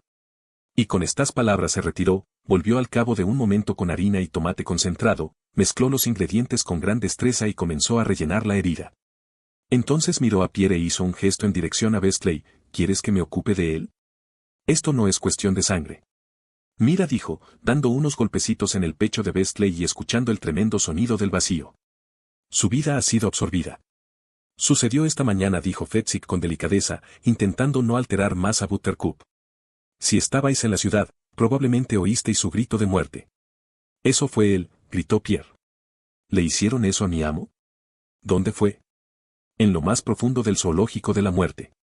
Fetzik señaló a Íñigo. Nos encontramos allí. Pierre escrutó a Bestley otro momento antes de soltar, debió de ser torturado más allá de la resistencia humana, dijo, sacudiendo la cabeza. Si hubiera estado con vosotros, yo hubiera sabido qué hacer. Lo hubiera llevado a toda prisa hasta Max Milagros. Fetzik se puso a dar saltos arriba y abajo, pero si eso es lo que hicimos. Fuimos directos a verlo. A buscar una pastilla de resurrección. La energía comenzó a regresar al cuerpo de Pierre. Si Max hizo algo, entonces tenemos esperanzas. Tenemos algo más que esperanzas, dijo Buttercup. Aquí hay amor verdadero. Princesa, dijo Pierre, vos ocupaos de vuestro lado de la calle y yo me ocuparé del mío.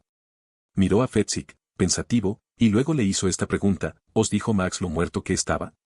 Un poco. Pero luego añadió, en su mayor parte.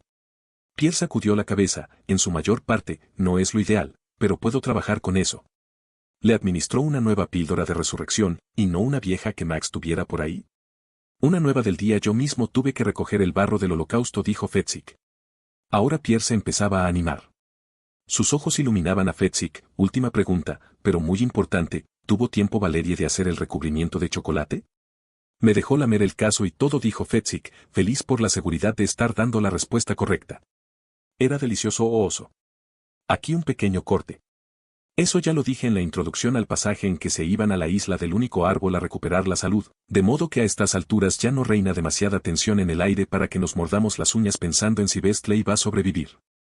Lo que no vais a leer es una secuencia de 6 páginas en la cual Pierre y todos tenemos unas ganas infinitas de pasar el rato con él. No, practica todos esos métodos medicinales fantásticos florineses para salvar a Bestley. Ninguno de los cuales funciona, claro, porque a esas alturas de su vida Morgenstern había desarrollado una tremenda aversión hacia los médicos porque había comenzado a tener gases, y lo lamento si os parece asqueroso, pero le prometí a King que lo investigaría hasta el fondo. E hice muchísimas indagaciones hasta que descubrí que todo el historial médico de Morgenstern está a la vista en el museo, pero no todo el mundo tiene acceso a cosas así, tiene de tener algún tipo de interés académico para poder leerlo, e incluso así no te permiten sacarlo de allí. Ya he olvidado dónde empecé la frase, lo siento, pero bueno, el caso es que tenía gases, no podía superarlo y le dio a Pierre este fragmento para vengarse. Cuando resulta que ningún método funciona, Fetzik coge a Bestley y lo cuelga de los pies por la borda hasta que los pulmones se le llenan de agua de mar. Se trata de una cura famosa en Turquía no para los moribundos, sino para los gotosos. El padre de Fetzik lo había sido. Entonces Bestley se pone a toser como un loco, pero al menos recupera el habla. Íñigo seguía inconsciente, pero había dejado de sangrar, cuando Bestley finalmente abrió los ojos. Medianoche. Buttercup estaba tumbada a su lado encubierta mientras Fetzik los vigilaba a todos. Pierre se acercó, se arrodilló y dijo en voz baja, traigo la peor de las noticias. La palabra, peor, no existe, susurró a Bestley. Entonces escrutó el rostro de Buttercup. Estamos juntos. Pierre respiró profundamente y luego lo dijo, debéis abandonar el barco. Y debéis hacerlo esta noche. Antes de que Buttercup pudiera expresar su indignación, Bestley le puso un dedo en los labios, por supuesto. Lo comprendo.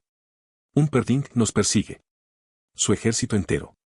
Los podemos dejar atrás un tiempo, pero tarde o temprano, mientras estéis aquí. No estamos en las mejores condiciones para viajar, dijo Buttercup. Danos unos cuantos días. Mi marido es el hombre más poderoso en 1000 millas a la redonda. Para él no hay un lugar seguro. Me es imposible, por mucho que lo quiera. Eso causaría pánico entre la tripulación, y con razón, y no puedo permitirme que pierdan la fe en mí. Bestley ascendió con la cabeza. Luego se quedó en silencio. Entonces pronunció el nombre de Fetzik. Fetzik esperaba. ¿Te acuerdas de la ascensión a los acantilados de la locura? No quiero volver allá, dijo Fetzik. Me dan miedo las alturas. Fetzik, dijo Bestley, paciente. Yo tampoco quiero volver allá. Pero respóndame solo a una pregunta. Acarreabas a 3 personas cuando lo lograste, y, por favor, piensa antes de responderme, ¿te cansaste? Fetzik esperó hasta que estuvo seguro de tener la respuesta correcta. Entonces dijo, no. ¿Por qué no? Nuestras vidas dependen de ello, así que, por favor, piénsalo un rato. Fetzik no necesitó más tiempo, venid a mis brazos, dijo, en voz baja. Bestley lo miró tan solo un momento más. Luego se volvió hacia Pierre, necesitaremos cadenas y una pequeña embarcación. Hizo una pausa y luego agregó, ahora id rápido. Debéis acercarnos a la isla del único árbol antes del amanecer. El Venganza hizo un tiempo espectacular, a todo trapo y con el viento a favor, y pronto se encontraron navegando por un lugar remoto del mar de Florín. Antes del amanecer, la pequeña embarcación fue bajada al agua y los cuatro, ahora todos fuertemente encadenados a Fetzik, se embarcaron en ella. Ni Bestley ni Íñigo eran capaces de moverse demasiado. Fetzik tomó los remos, Bestley hizo un gesto con la cabeza y Fetzik se puso a comentar. Desde el puente, Pierre dijo, pediré a Dios que nos volvamos a ver. Hazlo, le contestó Bestley. Buttercup lo acurrucó en su regazo, eso ha sido muy cariñoso por su parte, dijo. No parecía un hombre de demasiadas convicciones religiosas. Esta será nuestra primera plegaria. Y no podría ser para un grupo más necesitado que el nuestro. ¿Por qué lo dices?, preguntó Buttercup. Abracémonos todos, dijo Bestley, mientras podemos hacerlo. Eso es un poco cenizo de tu parte, ¿no crees? Fetzik escuchaba. Aterrorizado. Pero tenía tantas preguntas por hacer que no sabía por dónde empezar. De modo que siguió remando. Y de vez en cuando sonreía a Íñigo, quien de vez en cuando era capaz de devolverle la sonrisa. Entonces se quedaron en silencio, los cuatro. Durante lo que pareció ser un rato interminable. La noche no podía ser más bonita. La temperatura suave. Las olas indecibles. Una brisa fragante y balsámica. Fetzik seguía remando, había conseguido un buen ritmo, con sus grandes brazos disfrutando de la excursión. Remó más fuerte durante un rato y, por supuesto, la barca avanzó más rápido. Luego recuperó el ritmo normal y, por supuesto, la barca aminoró. Fetzik disfrutaba con esos cambios de ritmo, rompían la monotonía, más fuerte, más rápido, normal, más lento, más fuerte, más rápido, normal. Más rápido. Pensó Fetzik, me pregunto qué ha ocurrido. Volvió a remar más fuerte otra vez y ahora la barca parecía volar, y fue entonces cuando Fetzik sacó los remos totalmente del agua y la barca se deslizó mucho más rápido que antes. Y entonces, a lo lejos, pero acercándose rápidamente, vino el rugido. Y Fetzik dijo, oh, Bestley, he hecho algo mal, lo siento, no quería zumbar así. Tan solo intentaba romper la monotonía, rápido, lento, algo así, y nunca quise que esto sucediera. No eres tú, contestó Bestley, manteniendo el tono de voz todo lo tranquilo que pudo para no alarmar a sus camaradas, nos ha pillado el torbellino. Íñigo abrió los ojos de par en par al oír la palabra, Fetzik, rema alrededor. No podemos, dijo entonces Bestley. Entonces Buttercup resumió lo que todos pensaban, Bestley, mi héroe y salvador, ¿cuál es el plan ahora? Voy a ser muy breve. El ejército de Humperdinck nos persigue. Tenemos que desaparecer y rectificar. La isla del único árbol, por lo que he oído, sería para nosotros el lugar más indicado. ¿Y qué es lo que lo hace tan especial?, preguntó Buttercup, ahora más alto, porque ahora la barca estaba empezando a escoger y el rugido era cada vez más cercano. No puedo concretar porque nunca he estado allí, explicó Bestley, medio a gritos, agarrándose fuerte a un lado para no caer por la borda. Nadie ha estado nunca allí. Está cubierto por la bruma y solo asoma la punta del único árbol por encima de las nubes. La bruma está provocada por el torbellino. La isla está rodeada por el torbellino. Y por rocas. Ninguna embarcación puede navegar hasta allí, las rocas la destripan o el agua se la traga. ¿Veis ahora por qué es perfecto para nosotros? Humperdinck no podrá llegar hasta allí y pronto perderá el interés en intentarlo. Vamos a ver si lo entiendo, dijo Buttercup, ¿el ejército entero no es capaz de llegar hasta la isla y nosotros sí? Eso creo. No quiero ser pesado, pero no me apetece mucho morir aplastado por las rocas o ahogarme. Bestley, ¿qué es lo que nosotros tenemos y ellos no? Tenemos a Fetzik, contestó a Bestley, sencillamente. Claro que sí, gritó, feliz de que la respuesta hubiera salido con tanta facilidad. Está aquí mismo, bajo mi piel. Pero, cariño, ¿qué puede hacer Fetzik? Pues nadar por encima del torbellino, por supuesto. Nadie dijo nada durante un rato porque la barca empezó a agrietarse por la presión del agua y el rugido del torbellino empezó a rodearlos, lo cual significaba que estaba muy cerca. Bestley comprobó las cadenas de Buttercup e Íñigo además de las suyas, asegurándose de que estaban bien sujetas alrededor de Fetzik. El Barça ya tenía pocas funciones que cumplir. Los había acercado, pero ahora las rocas que quedaban delante se habían hecho visibles y Bestley gritó por encima del estruendo, sálvanos, Fetzik, sálvanos o moriremos. Pero resulta que Fetzik, como todo el mundo sabe, tenía una terrible crisis de autoestima. Estaba totalmente a favor de la teoría que había detrás de las palabras de Bestley, salvar a la gente. ¡Qué maravilloso! ¿Qué podía haber en el mundo más maravilloso que salvar a las personas, en especial a estas tres que ahora le acompañaban? Nada. Así que, en teoría, tenía que estar listo para tirarse al agua. En la práctica, se quedó sentado en el fondo de la barca, temblando. Fezzik, ahora, gritó Bestley. Fezzik se puso a temblar mucho más fuerte. Necesita una rima, le explicó Íñigo a Bestley. Y luego le dijo a Fezzik, Fezzik no es ningún cero. Fezzik temblaba todavía más. ¿Quieres una pista?, gritó Íñigo mientras la embarcación empezaba a partirse. Todavía el tembleque. Fezzik es un héroe verdadero. Fezzik no escuchaba nada de nada y se puso la cabeza entre las manos. ¿De qué puede tener miedo?, gritó Buttercup. Fezzik, gritó Bestley al oído del gigante, ¿temes a los tiburones? Todavía temblaba más. Y negó con la cabeza. Ahora el torbellino empezaba a hacerlos girar. ¿Es por el calamar gigante? Todavía peor. Y volvió a negar con la cabeza. Ahora el torbellino empezaba a succionarlos. ¿Es por los monstruos marinos?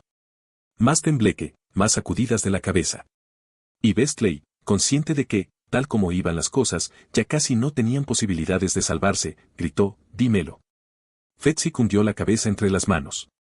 Y entonces Bestley gritó más fuerte que nunca, no hay nada peor que los monstruos marinos. ¿Qué es lo que te da tanto miedo? Fezzik levantó su enorme cabeza y consiguió mirarlos, que me entre agua por la nariz, murmuró. No lo puedo soportar. Y volvió a hundir la cabeza. A esas alturas la barca se hundía. En los momentos finales se agarraron a los restos y Bestley dijo, yo soy demasiado débil para hacerlo. E Íñigo dijo, y yo soy español, yo no le cojo la nariz a otro hombre. Y Buttercup, no por última vez, se oyó a sí misma decir, hombres. Y entonces, cuando el torbellino ya los tenía atrapados, levantó las dos manos y las apretó fuerte sobre la nariz de Fezzik. El torbellino supo desde el primer momento que los tenía, llevaba siglos sin perder una sola batalla, ni siquiera cuando un soldado que regresó de las cruzadas lo pilló en un momento de especial calma, consiguió casi superarlo a nado, y llegó a pocos metros de la orilla de la isla del único árbol antes de quedar exhausto e irse a pique, y entonces el torbellino no erró el golpe, lo mantuvo en el fondo más tiempo del que nunca había mantenido a nadie antes de aflojar, dejarlo flotar y entregarlo a los tiburones, que aguardaban impacientes. Aquel día los tiburones también esperaban, contentos, 4 piezas que devorar, y nadaron justo hasta los alrededores del torbellino, observando los cuerpos que se hundían. Fezzik no opuso ninguna resistencia, no hizo nada hasta asegurarse de que Buttercup le tapaba bien la nariz. Entonces el torbellino los hundió, los llevó hasta el fondo y Fezzik dejó que ocurriera, esperando simplemente que los otros pudieran aguantar la respiración mucho más tiempo del que lo habían hecho nunca, y pronto pudo tocar el fondo del mar. Aquí no era muy profundo, a los torbellinos no les gustaban las profundidades, y Fezzik levantó su enorme cuerpo e hizo fuerza con sus poderosas piernas, empujó mucho más fuerte de lo que nunca lo había hecho. Tan pronto como su cuerpo inició la trayectoria ascendente, empezó a mover los brazos, sus brazos grandes e infatigables, agitándolos como aspas de molino con una furia que el torbellino no había visto jamás, e hizo todo lo que pudo incrementar sus rugidos, aceleró el ritmo de su remolino, pero los brazos no se detenían, nada podía hacerlos parar, y las cadenas aguantaban, y los otros no eran conscientes de la batalla que se libraba, pero Fezzik supo, tan pronto como emergió al otro extremo del torbellino, que Íñigo había acertado con su rima, que definitivamente él no era un cero. No precisamente hoy seguían encadenados cuando alcanzaron la orilla de la isla del único árbol, y siguieron así 2 días más, todos ellos inmóviles, medio muertos por las heridas y el tormento y el agotamiento. Luego se desencadenaron y, siempre juntos, empezaron a explorar su nuevo hogar. Yo otra vez, por supuesto, lo lamento mucho, pero no querréis leer ahora 10 páginas sobre vegetación, la fijación con los árboles de Morgenstern atacado de nuevo. Su tesis aquí es que la isla del único árbol, un lugar muy cercano al paraíso, es lo que todo Florín podría ser si la gente no se dedicara a talarlo todo. Los 4 personajes van recuperando las fuerzas lentamente. Buttercup los cuida y Fezzik se ocupan de conseguir comida, de cocinar y de limpiar el pescado que constituye buena parte de su dieta. Buttercup, un día en el que no ocurre nada en especial, le hace un regalo para su nariz, una pinza de tierna ropa. Y resulta que Fezzik se vuelve loco de alegría. Es de su talla exacta, no se separa nunca de ella, etcétera, etcétera, y equipado con esto, Fezzik inicia el rastreo de la zona, nadando por todos lados luchando con tiburones y succionando calamares que tienen un sabor parecido al pollo, pensó que los más aprensivos de vosotros agradeceríais la información y cada día les trae algo de cenar. En resumen, este fragmento acaba con la luna bien alta, una noche perfecta, muy romántica y todo eso. Íñigo y Fezzik están ya acostados en sus tiendas. Buttercup y Bestley están solos, sentados frente a una hoguera parpadeante. Sabes que tú y yo solo nos hemos besado, dijo Buttercup, mirando las ascuas. Por supuesto, contestó Bestley. Al no obtener la respuesta esperada, Buttercup lo intentó de nuevo. Desde luego que hemos tenido nuestra dosis de aventuras, nadie lo puede negar. Y amor verdadero. Para tener todo esto, debemos de ser las criaturas más afortunadas. Desde luego, las más afortunadas, acercando a Bestley. Pero dijo entonces Buttercup, intentando adoptar un tono desenfadado, hasta ahora, lo que está claro es esto, solo nos hemos besado. ¿Es que hay algo más? Preguntó Bestley. Entonces rozó la mejilla de Buttercup con los labios, suspiró. Seguramente no debe haber nada más. Eso era de alguna manera insincero de su parte, puesto que había sido rey del mar varios años y, bueno, había cosas que sucedían. Chico bobo, le dijo ella, sonriéndole. Yo sé lo suficiente para los dos. Por supuesto que se me supone, con todas esas clases que tomé sobre artes amatorias en la Rowdy School. Había asistido a las clases, pero, puesto que un Perdink había ordenado a sus profesores que no le enseñaran nada en absoluto, Buttercup, a pesar de sonreír, estaba aterrada. Estoy ansioso de que comiencen tus enseñanzas. Ella le miró el rostro perfecto. Pensó que, por encima de todo, quería que las cosas salieran como las que llevaba en el corazón. Pero ¿y si fracasaba? ¿Y si ella resultaba ser otro caso de mucho hablar, poco hacer y al final, él se cansaba y la abandonaba? Sé tantas cosas que me difícil resulta saber en qué lugar preciso es mejor empezar. Si voy demasiado rápido, levanta la mano. Esperó y, cuando vio la indefensión en su mirada, él se dio cuenta de que jamás la había amado tanto ni tan profundamente. ¿Intentarás no reírte de mí? Jamás me burlaría de un principiante como tú. Sería cruel ridiculizar tu ignorancia cuando, por supuesto, yo estoy totalmente instruida. ¿Empezamos de pie o tumbados? Una muy buena pregunta, dijo Buttercup rápidamente, sin tener la más remota idea de qué más decir. Hay una gran controversia sobre qué postura buena, pues entonces tal vez sería mejor cubrir las dos contingencias. ¿Por qué no voy a buscar una manta, para el caso de que sea mejor tumbarse? La manta que trajo y extendió para los dos era suave, y la almohada todavía más suave. En el caso de que nos tuviéramos que tumbar, deberíamos estar juntos sobre la manta o bien separados. De nuevo, sobre esto hay también una gran controversia, respondió ella. Verás, uno de los problemas de saber tanto de un tema es que siempre ves los dos lados de las cosas. Tienes mucha paciencia conmigo y te lo agradezco, dijo, y le tendió una mano. Podríamos hacer lo siguiente, podríamos intentar permanecer tumbados muy juntos sobre la manta y experimentar, más o menos. Buttercup tomó su mano fuerte, mis profesores eran muy partidarios de experimentar. Ahora estaban muy juntos sobre la manta. La brisa, al verlo, sabiendo todo lo que habían pasado hasta llegar a ese momento, pensó que sería agradable acariciarlos. Las estrellas, al verlo, pensaron que sería un detalle palidecer un rato. La luna entendió todo el concepto y se escondió un poco detrás de una nube. Buttercup seguía cogida de su mano. Se preguntó un instante si no sería más sensato detenerse ahora, confesar la verdad e intentarlo otra noche. Estaba a punto de proponerlo, pero entonces lo miró profundamente a los ojos. Eran del color del mar antes de la tormenta y lo que leyó en ellos le dio fuerzas para continuar. ¿Queréis saber algo sorprendente? A Willy le gustó esta escena. Recuerdo que cuando mi padre me leía La princesa prometida, yo odiaba todas las partes de besuqueo.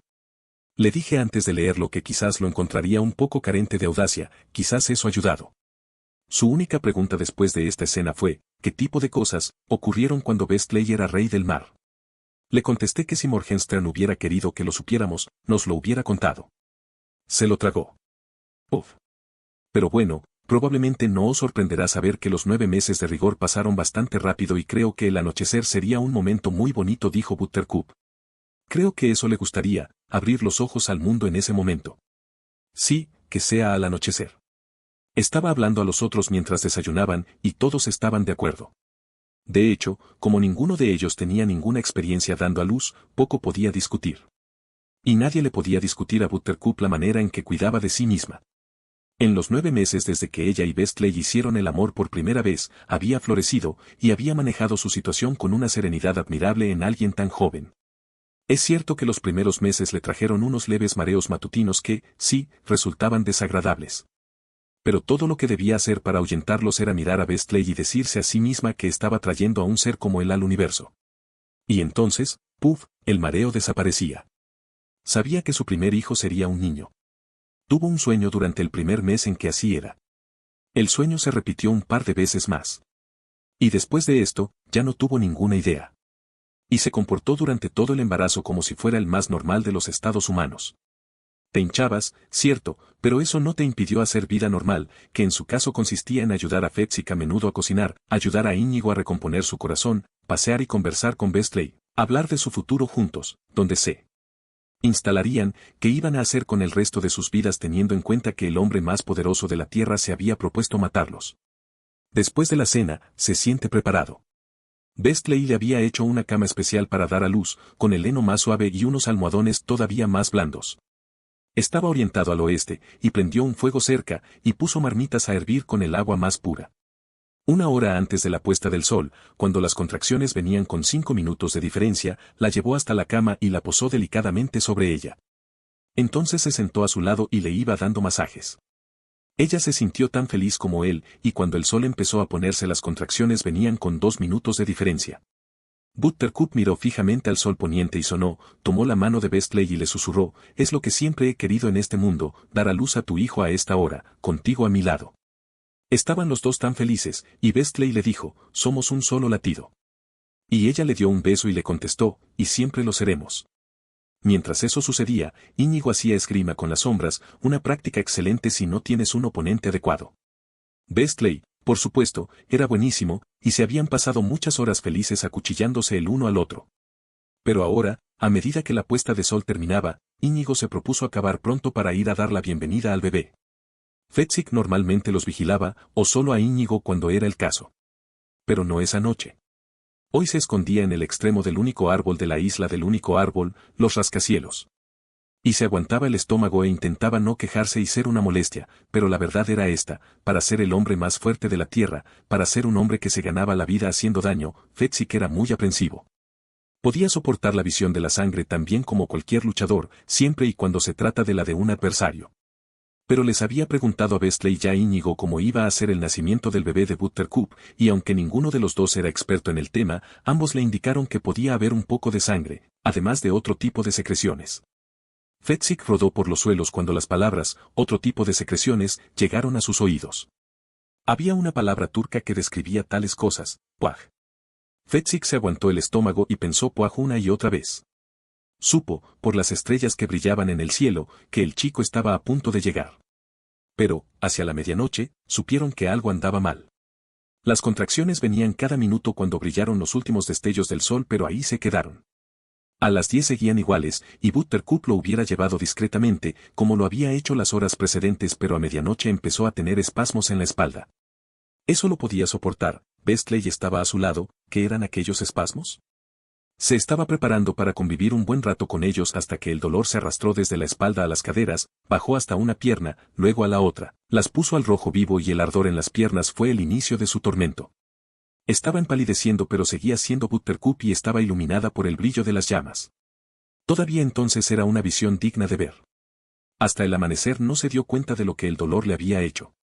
Bestley estuvo con ella todo el tiempo, le frotó la espalda, le dio masajes en las piernas, le secó el sudor de la frente con una toalla.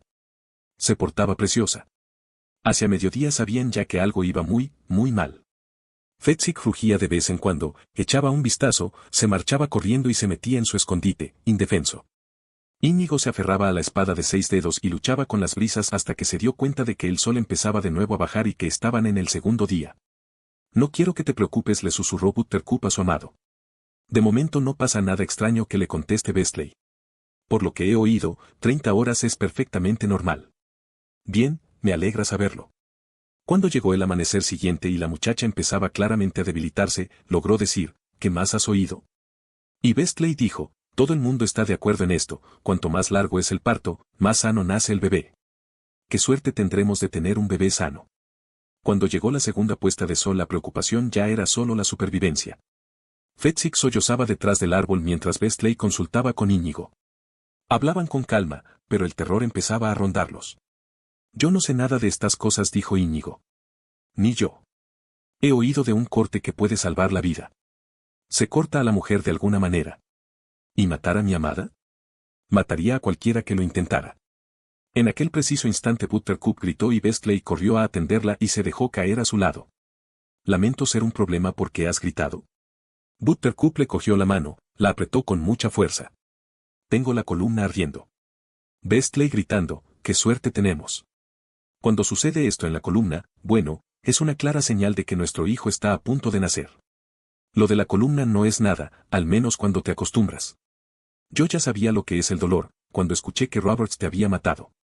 Eso fue algo difícil de superar. Entonces sí que sufrí.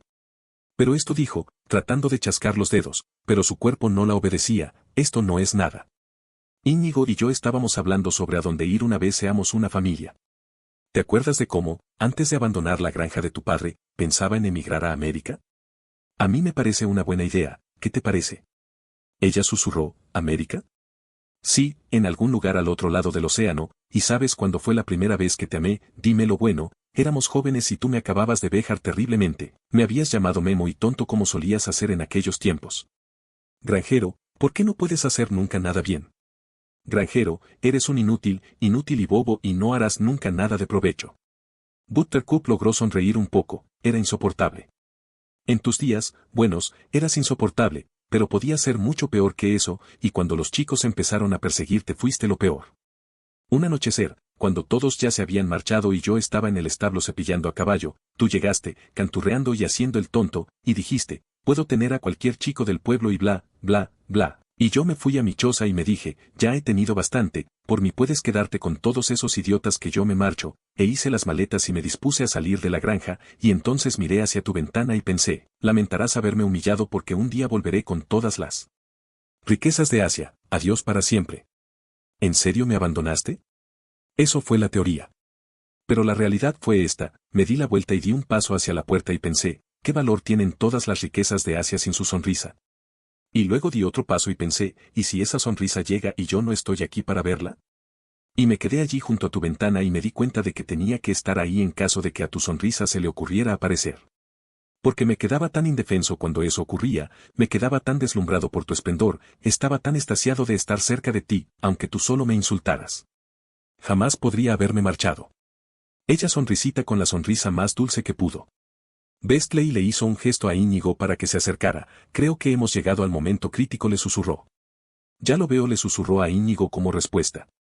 Pero vivían de la esperanza y ambos lo sabían, y Bestley la abrazaba con mucha delicadeza a medida que su aliento se iba debilitando. Íñigo le dio unos golpecitos en la espalda a Bestley como hacen las camaradas en así momentos, haciendo gestos con la cabeza como diciendo que todo saldría bien. Y Bestley le devolvía los gestos. Pero Íñigo, en su corazón, sabía una cosa, aquello iba a acabar pronto.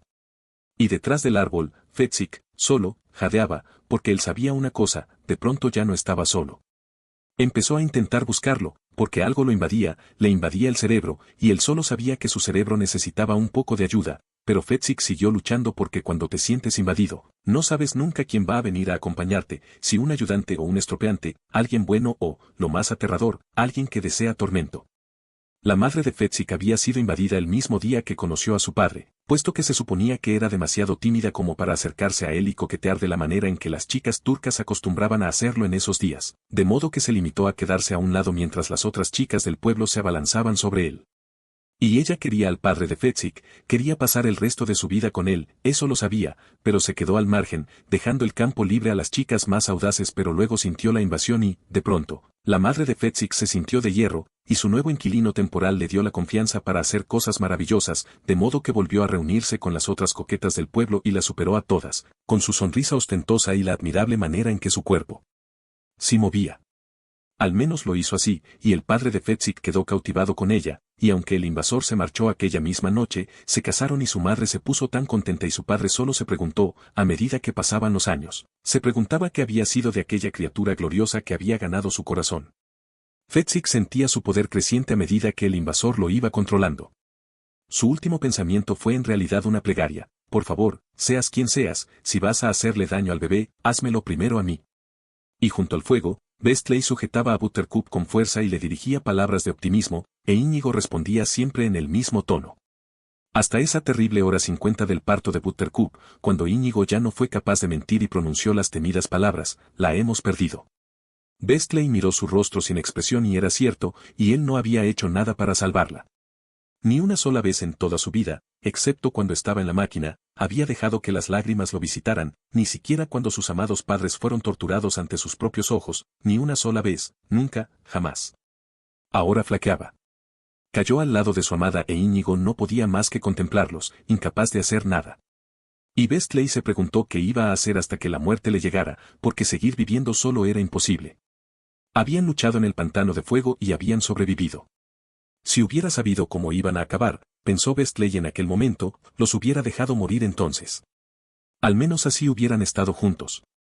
Y entonces, de detrás de él, llegó el sonido más extraño de todos los que habían oído nunca, un sonido incorporado, como si hablara un cadáver, y el sonido retumbó hacia ellos: «Tenemos el cuerpo». Íñigo dio vueltas sobre sí mismo y luego gritó al cielo nocturno. Wesley, de desesperación, quedó tan sorprendido del sonido que también dio vueltas y gritó a la noche. Algo avanzaba hacia ellos desde la oscuridad. Ambos entornaron los ojos para asegurarse. Sus ojos no les engañaban. Fezzik avanzaba hacia ellos en la oscuridad. O al menos, algo que parecía Fezzik avanzaba hacia ellos. Pero sus ojos brillaban y su ritmo era rápido, y su voz ninguno de ellos había nunca oído una voz así. Tan profunda, atronadora y mesurada a la vez. Y el acento era también algo que jamás habían escuchado. No hasta que llegaron a América. O, para ser más precisos, cuando los que seguían vivos llegaron. Fezzik, dijo Íñigo, no es el momento. Tenemos el cuerpo, vuelto a decir Fezzik. Tenemos un bebé sano atado dentro. Lleva demasiado tiempo esperando. Ahora el gigante se arrodilló junto a la mujer inmóvil, le hizo un gesto a Bestley para que se apartara, posó el oído sobre ella y dio una palmada fuerte con las manos. Tú, dijo, dirigiéndose a Íñigo, tráeme agua y jabón para desinfectarme las manos. ¿Dónde ha aprendido esas palabras?, preguntó Bestley. No lo sé, pero creo que será mejor que obedezca, dijo Íñigo, apresurándose hacia el fuego. Y ahora Fezzik señalaba la espada grande: esterilízala en el fuego. ¿Por qué?, dijo Íñigo, llevándole a Fezzik el jabón y la toalla. Para hacer el corte. No, dijo Bestley. No voy a dejar que le des la espada. Y entonces la voz adquirió un poder más aterrador que nunca. Este niño es un holgazán. Así es como llamamos a los que se demoran demasiado en nacer. Pero este es peor que eso, viene de espaldas. Y tiene una vuelta de cordón umbilical que le aprieta la garganta. Así que, si deseas vivir tu vida a solas, guarda la espada. Pero si deseas tener un hijo y una mujer a tu lado, haz lo que te digo.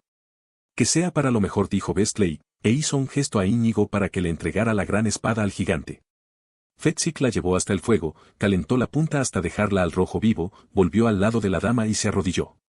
Ahora el cordón umbilical aprieta mucho. La respiración se está acabando. Tenemos poco tiempo. Y durante un rato Fezzik cerró los ojos, respiró profundamente. Y entonces procedió. Y sus manos enormes eran tan delicadas, los dedos gigantes tan expertos, y mientras Bestley e Íñigo observaban, las manos de Fezzik cumplían su cometido, y la espada tocó la piel de Buttercup, y entonces hizo el corte, largo y preciso, y luego brotó la sangre, pero los ojos de Fezzik solo brillaron un poco y sus dedos bailaban, y tocó por dentro y con delicadeza la sacó a la niña del vientre, una niña. Buttercup estaba equivocada, era una niña, y aquí estaba finalmente, rosada y blanca. Como un caramelo aquí estaba Waverly. 4. La caída de Fezzik. Al principio ella estaba bastante más abajo, contorsionándose y girando con el impulso y el viento. Fezzik no había visto nunca el mundo así, desde esas alturas, a 5000 metros y sin nada debajo para detener la caída, nada más que unas formaciones rocosas al fondo de todo. La llamada, pero, por supuesto, ella no podía oírle. Intentó acercarse, pero, por supuesto, no ganaba nada. Hay leyes científicas que explican que los cuerpos caen a la misma velocidad, sea cual sea su tamaño. Pero los que hacen las leyes no intentaron nunca explicar a Fezzik, porque sus pies, tan inútiles a la hora de buscar puntos de apoyo en laderas escarpadas, no tenían parangón cuando revoloteaban en el aire en caída libre. Preparó las manos para recibir la entrega y entonces se puso a trabajar, moviendo los brazos con fuerza y revoloteando con los pies a una velocidad que, si intentabas verlos, era imposible, y entonces Fezzik tomó más velocidad y la distancia entre ellos empezó a reducirse.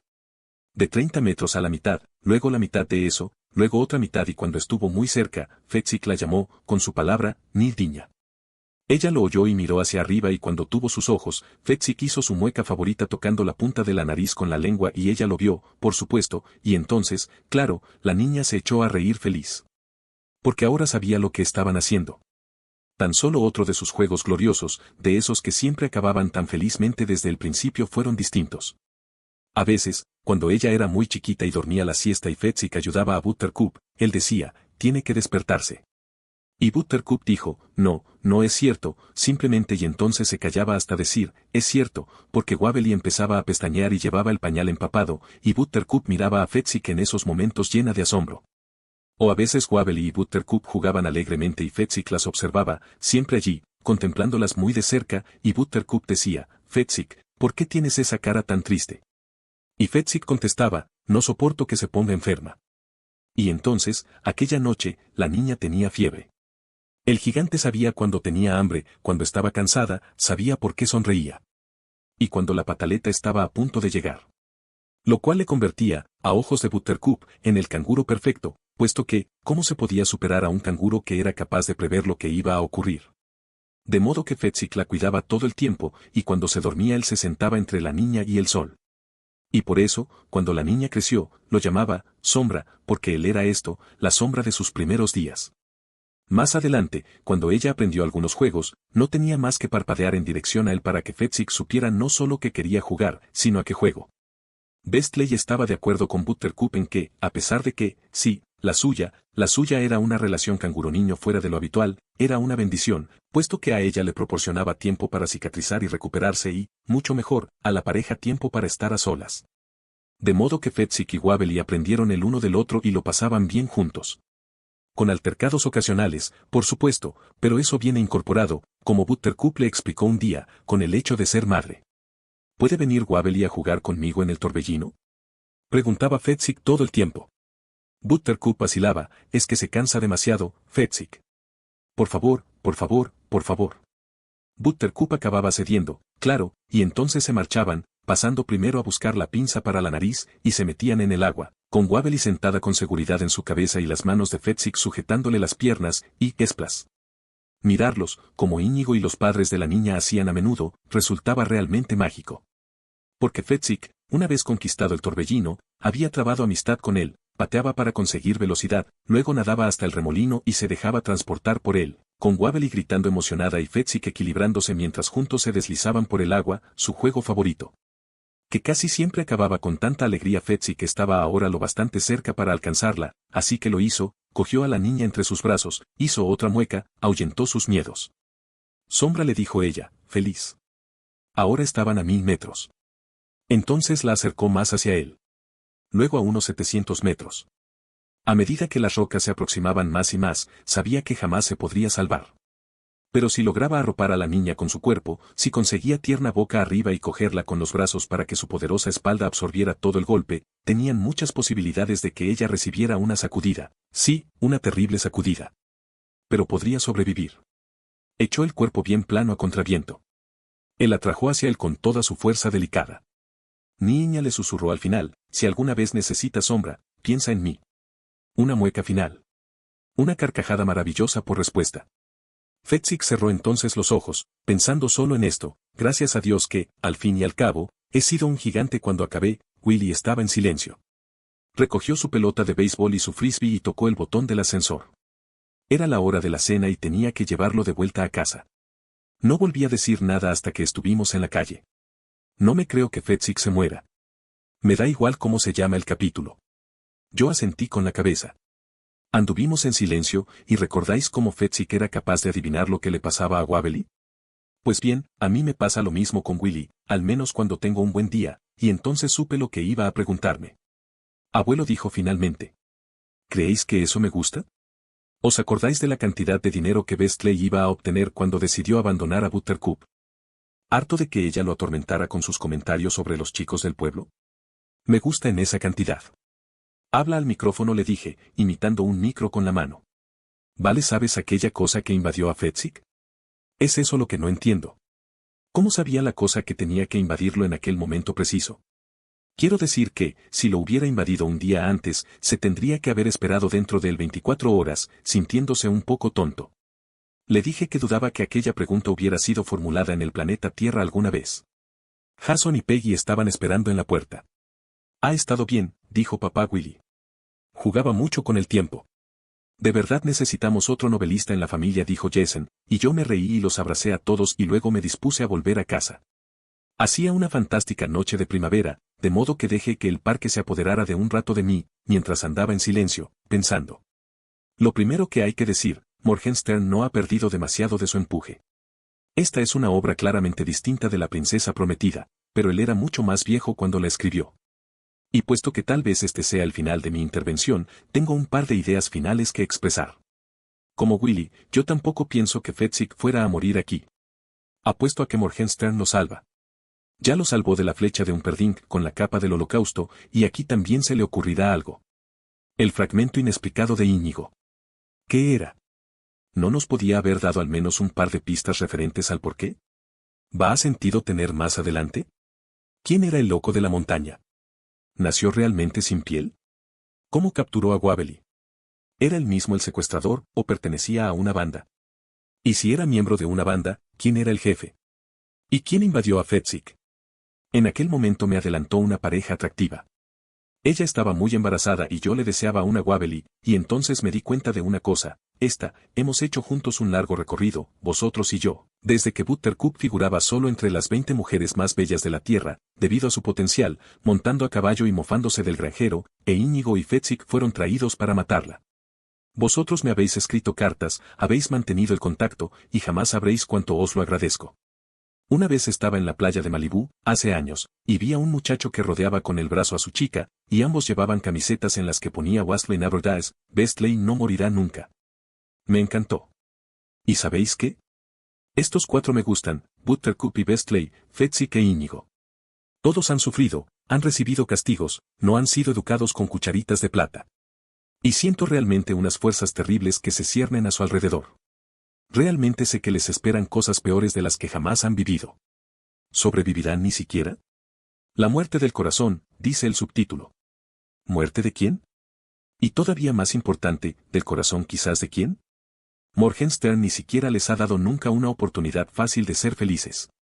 Esta vez, espero de verdad que los deje llegar hasta ahí. Florin City, Nueva York, 16 de abril de 1998. William Goldman, Highland Park, Illinois, 12 de agosto de 1931. Nueva York, 16 de noviembre de 2018. Escritor polifacético, articulista y uno de los más respetados guionistas en Hollywood. Su manual Las aventuras de un guionista en Hollywood es imprescindible para todos aquellos que quieran dedicar su vida al cine. Nacido en el seno de una familia judía. Él y su hermano, James Goldman, no tuvieron una juventud fácil. Su padre, Maurice Goldman, era un exitoso hombre de negocios hasta que la bebida acabó con su trabajo. Terminó suicidándose cuando William aún iba al instituto.